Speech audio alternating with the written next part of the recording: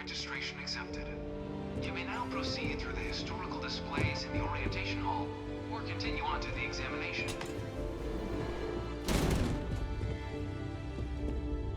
In 2150, humanity learned the Earth's magnetosphere would collapse sometime in the next half-century, eliminating all life on the planet. Decisive action was required, but the secure transport of an entire civilization would demand a new kind of cooperation, a new kind of courage, and a new kind of union. Thus, in 2159, the United Colonies were formed to make that journey possible. Just 1 year later, the Galileo, the first of many colony ships, touched down here on Jemison, beginning a new era of human history, the age of the United Colonies. The effort and planning it must have taken to evacuate literally the entire planet. Can you imagine? The logistics alone must have been mind-boggling.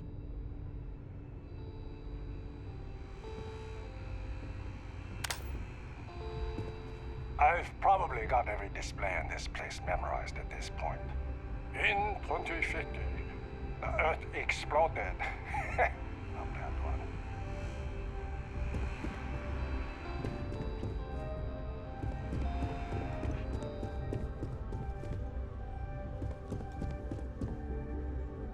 From their foundation, the United Colonies strove to provide all their citizens with opportunity, security, and peace. But there were those among the UC that still wanted something more: independence. So in 2161, the UC issued the Centaurus Proclamation, granting UC citizens the right to settle distant worlds and form their own sovereign powers. It wasn't long before the first new faction, the Free Star Collective, was formally organized in 2188, later followed by House Varun, revealing themselves to the universe in 2230.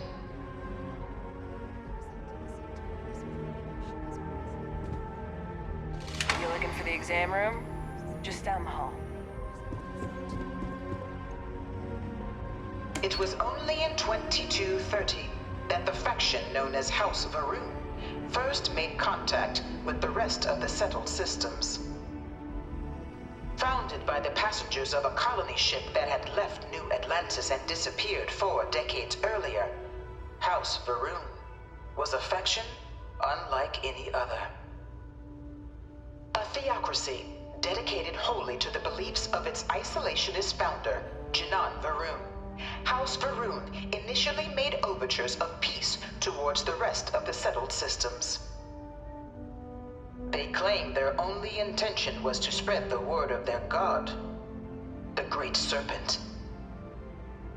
But none could have guessed that this worship might take the form of a bloody war, the Serpent's Crusade.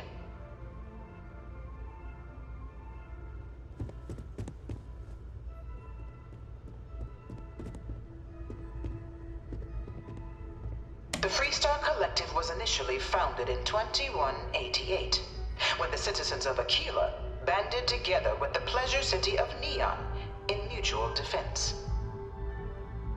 But in 2194, after the deployment of a UC medical star station in orbit around their world, the citizens of Narion also requested to join the collective. The resulting rise in tensions between the Freestar Collective and UC culminated in the settled system's first intergalactic conflict, the Narion War.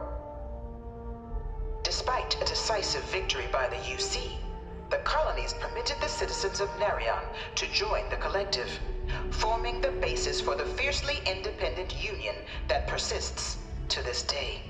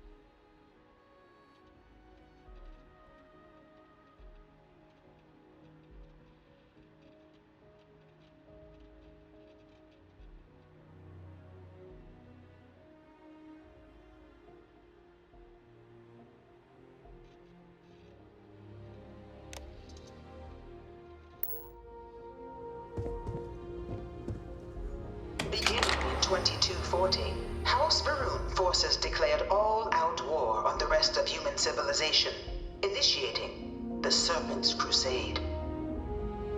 Over the next 23 years, thousands of Freestar, UC, and independent souls were killed by agents of House Varun in the name of their serpent god. It was only with the death of their founder in 2263 and the succession of his heir, Jarek, that House Varun finally sued for peace. There remains, however, select members of House Varun who refuse to recognize the cessation of hostilities their leaders established. Even after House Varun's mysterious disappearance, these zealots remain a threat to all who encounter them. Their pacification, a goal of all space.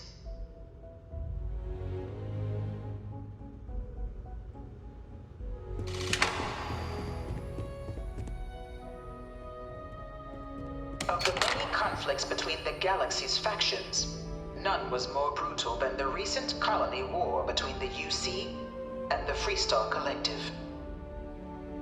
Set off by the unauthorized Freestar colonization of Vesta's Pride in 2308, a direct violation of the Nerion Treaty, the colony war spread quickly across the galaxy. Both sides deployed every tool at their disposal. Armadas of warships, mechanized combat platforms, or mechs, even bioengineered alien creatures, the infamous UC xeno-weapons.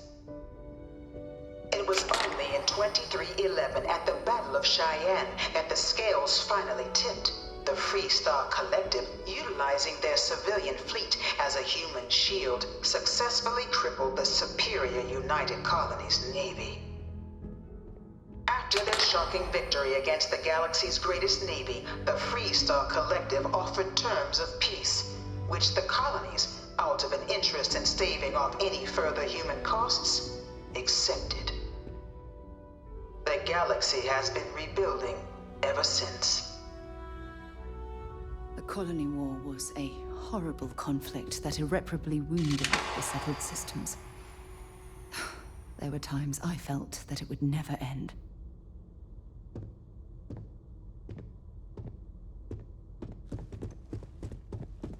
Few settled worlds were left untouched by the colony war. But nowhere could the viciousness of modern warfare be seen more clearly than on the Freestar planet of Nera.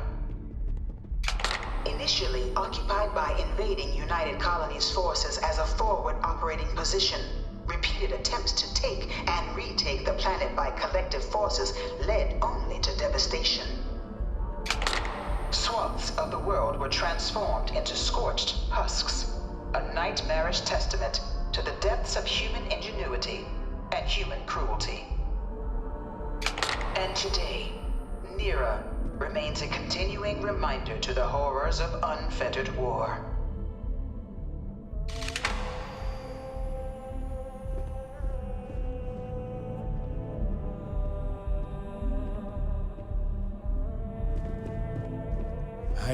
You know it was some UC general that condemned Londinian?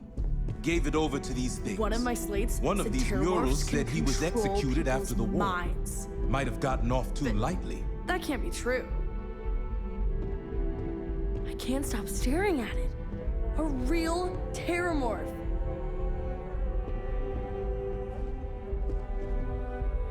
I'm listening. Bye-bye. In the midst of the colony war, a different kind of tragedy struck the UC city of Londinian. A newly constructed but critical supply center for the United Colonies' war effort, Londinian found itself overrun by one of the galaxy's most mysterious predators, the Terramorph. A rare but pervasive threat to all human-settled worlds, Terramorphs swept over the city, seemingly out of nowhere, on a scale never before seen in recorded history. Valiant efforts by the UC military slowed the onslaught, but the creatures proved unstoppable. Ultimately, the decision was made to destroy the Londinian spaceport, sealing off the city, the outbreak, and its citizenry from the galaxy at large. The tragedy of Londinian is mourned by the UC to this day.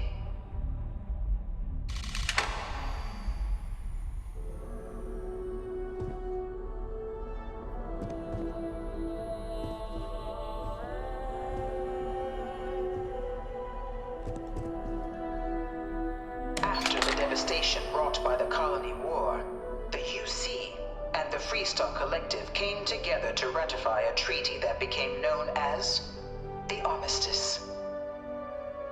Both sides agreed to a vast reduction in standing forces, and that xeno-weapons and mech warfare would be outlawed. All related research was sealed away, accessible only in cases of dire emergency. But the Collective had another demand, that the active commanders of the UC military stand trial for their actions. The United Colonies, in the interest of peace and galactic security, agreed. In 2311, 3 United Colonies senior officers were found guilty. Commander Henry Durant, General Indira Rastogi, and Fleet Admiral Francois Sanon, known better as Ve Victus. All were sentenced to death for their actions, bringing the colony war to a close and returning peace to the galaxy at long last. I was a strong supporter of the armistice. All of the terrible weapons that both sides used against one another. It had to end.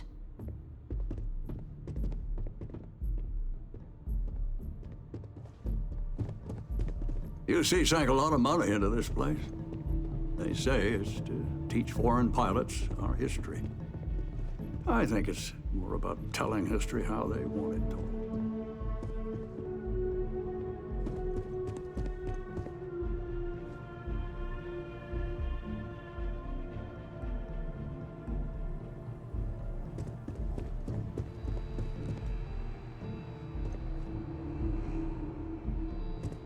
Everything good? You don't need to wear your helmet on this planet. You know that, right?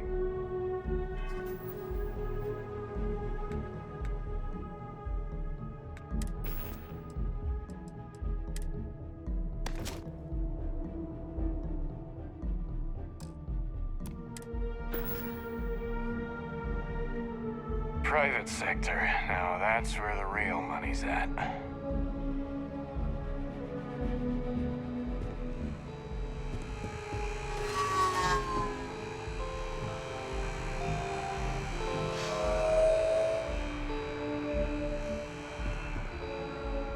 It was into this new world that the Vanguard was born.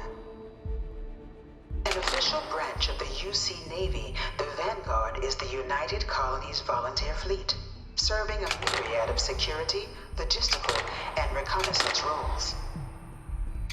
And after a sufficient length of service, UC citizenship is guaranteed to every Vanguard member.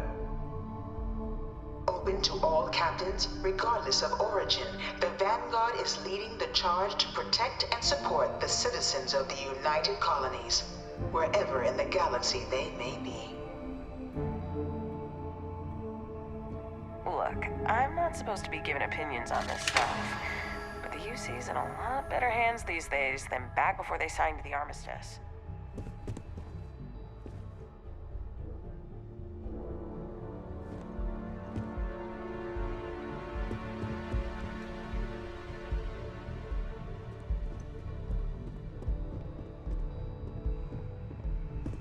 No one is born a United Colonies citizen.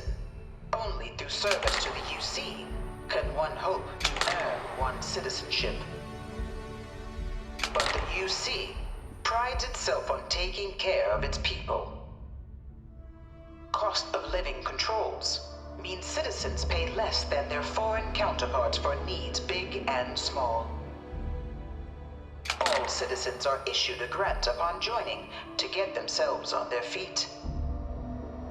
And only UC citizens have the opportunity to purchase property, getting the chance to live in one of the most beautiful cities in the settled systems. By joining the Vanguard today, you too can begin earning your place here, in the heart of galactic civilization, as a citizen of the United Colonies.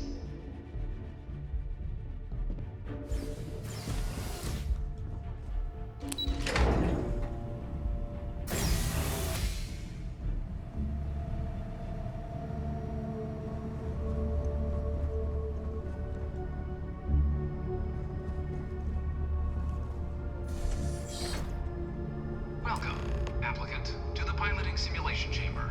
Please enter the designated simulation pod to initiate. I've spent a fair bit of time in simulators just like these. They're startlingly realistic. Have fun.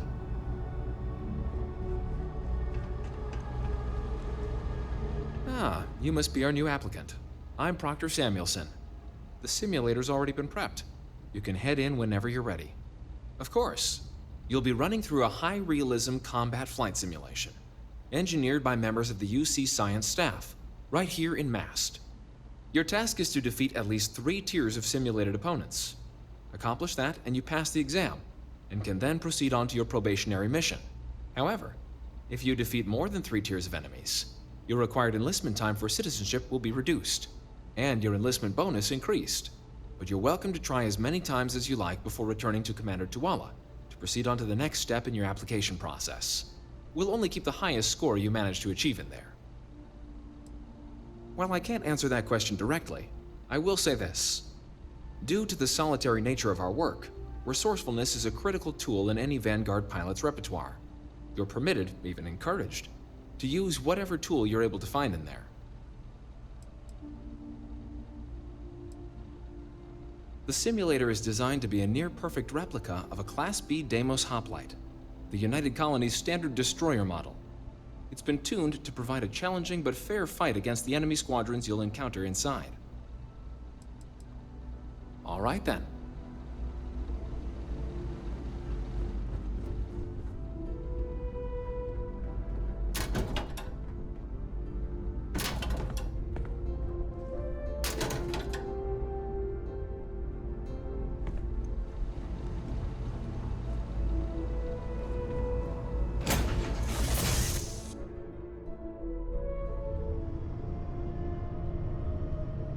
This is the Mark 18 Flight Simulation Chamber applicant, currently in orbit around a high-detail recreation of a remote world.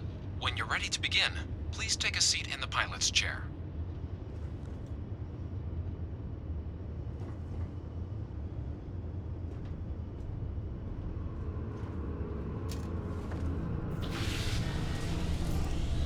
Your exam is simple. Defeat as many tiers of opponents as you can before your ship is disabled. You must defeat at least 3 tiers of opponents to pass the exam. Good hunting, applicant.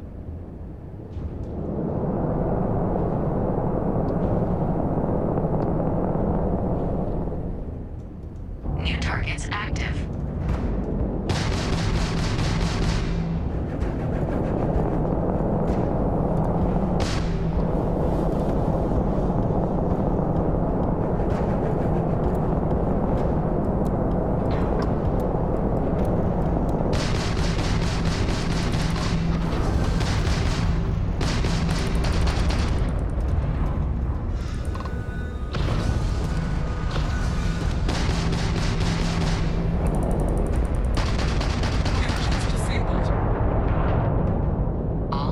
Eliminated. Progress recorded. Tier 1 reached.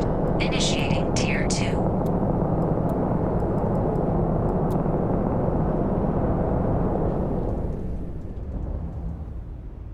New targets active.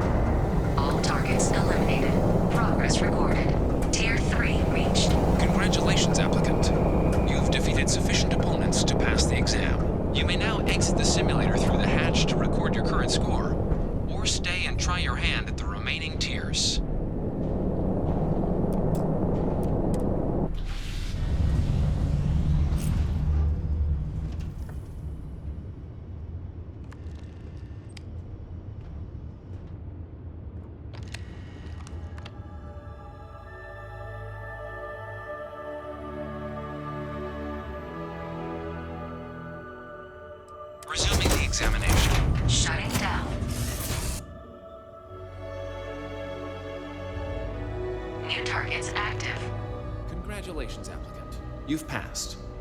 You can head up to Commander Tuwala to receive your final results and your probationary assignment. Or you're welcome to take another run at the simulation if you'd like to try and earn a better score. We'll only keep your best run.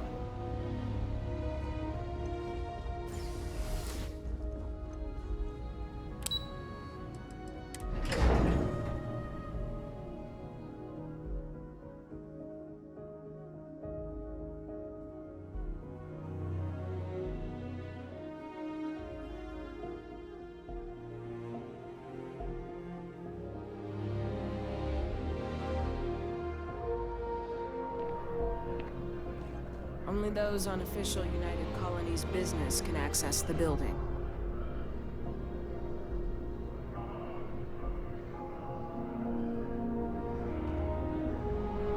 Yes? You needed some... This? This is Mast. The beating heart of the United Colonies. Take care now. Well, look who's back. Everything go all right with the exam? Or did you have some questions you needed answered first? Ah, so these are your numbers that just came through then. You ready to hear how you did? Then let's get to them. So, looking at the data, hit every mural in the orientation hall, huh? A test of preparation and thoroughness. 2 traits the Vanguard values highly. Psychological results are all within expected levels. Navy doesn't have room for folks that'll fall apart the first time they're trying to outrun a homing missile. Now, how'd you do against your foes? All right, clear Tier 3. We try to set a high bar, so that's no small feat. Nice work. Hell of a job. I might even let you fly me around sometime. So then, looking at your results as a whole, and presuming you're successful in completing your probationary mission, you could have your UC citizenship after only 10 years service. Better than your average lab rat or diplomat, but pretty standard for folks going out into combat. 10 years might seem like a long time, but it's worth the climb if you wish to become a citizen. So, sounds to me like we've got Vanguard material on our hands. If you're interested, we could bring you on as a provisional member today. Get you the credits you've earned, then send you out on your probationary mission. First though, all UC service people, provisional or otherwise, are required to swear an oath. So, you want to make this official? Commit yourself to the cause of the colonies? It's a big decision. John, you're not about to have my compatriot here sign some kind of contract that sells you their grandmother 5 years down the line, are you? Officer's honor, Sarah. This is honest work for honest credits. So, you ready to do the deed?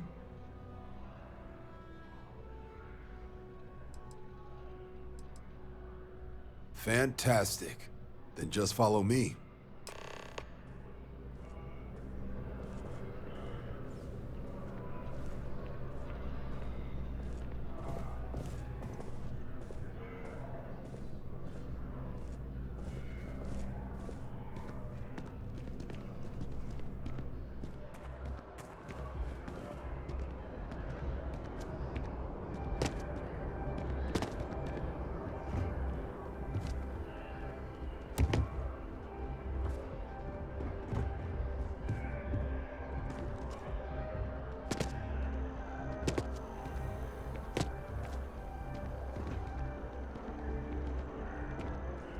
Sha.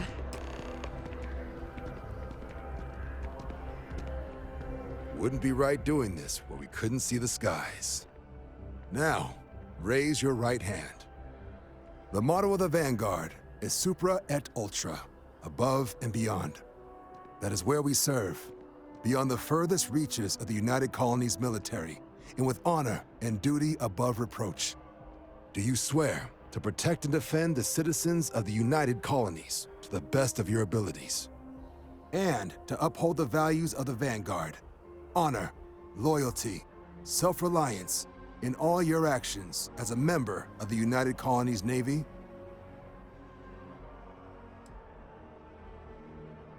I guess I'll take it. Then let me be the first to officially welcome you to the United Colonies Vanguard. Now, Only thing left is getting you that probationary mission. And what I've got is comms repair. Group trying to refurb an old colony war processing plant on Tau Ceti 2. Sounds like they'd barely gotten set up when their communications died. Place is as isolated as they come, so Brass wants a vanguard to deliver the repair suite and ensure anyone present is safe and secure. So, can the people of Tau Ceti 2 count on you? That's the spirit. Head down to the spaceport and talk to Crew Chief Harath. He'll get you the repair suite plus your new recruit kit. Oh, and your advance. Give it your all out there. Supra et Ultra.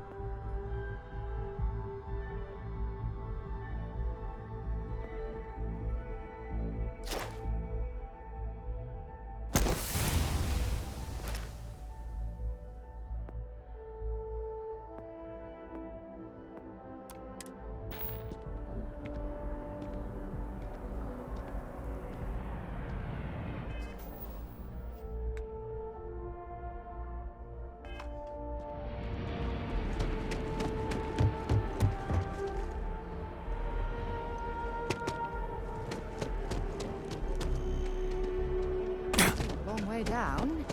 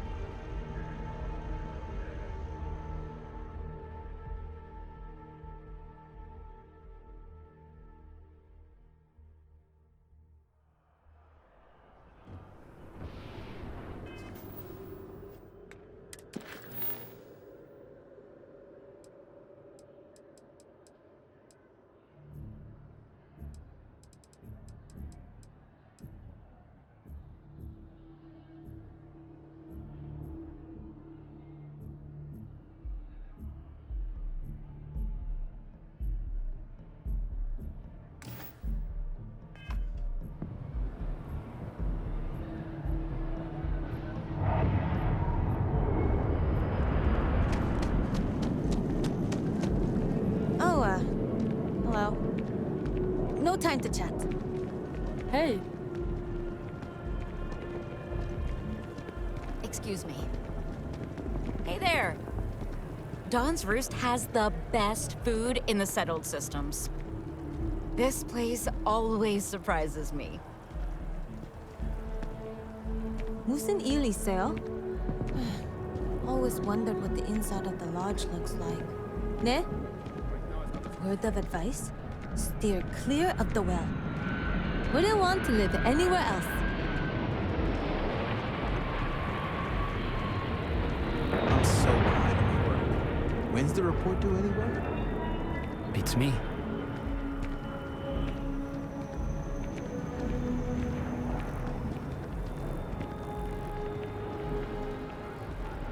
Sounds like they might be sending security down to clean up the well. It's about time, if you ask me.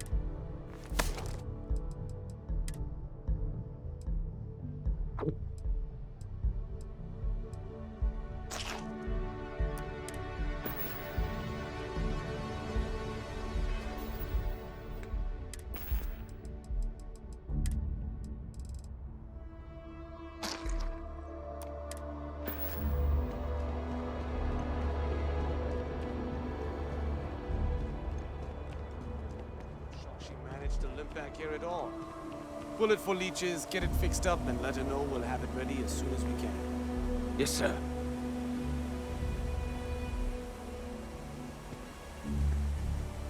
Supporting the Vanguard's way more interesting than lugging cargo, that's for damn sure. Ah, you are new probationary then? Crew Chief Herat, pleasure to be working with you. It's my job to make sure all you rocket jockeys are ready for anything that comes at you up there. Now, Manifest says we're fitting you out with one comms repair suite. In addition to the standard issue welcome kit all probationary pilots get for their first mission. Med packs, some small arms, couple spare ship parts, all the essentials in case of any surprises up there. My people will have everything on your ship before you lift off. Won't even know they were there. So, paying a visit to the people of scenic Tau Ceti 2. Nice easy one for your first job. Just keep your head on swivel and you'll come home safe. Any questions before you head out? Nothing too dangerous, if that's your concern. The repair suite's mostly just wiring and circuit boards. The welcome kit has some goodies in there I wouldn't leave sitting around when company comes to visit. But it's nothing some proper storage can't make safe. I honestly didn't realize it had people living on it until we got your recorder. Report they gave us seemed clean. No known hostile outposts. But I wouldn't say that's permission to let your guard down. Just watch out for wildlife and pirates. Keep those med packs handy and you'll be fine. Then I won't keep you. Make us look good out there, recruit.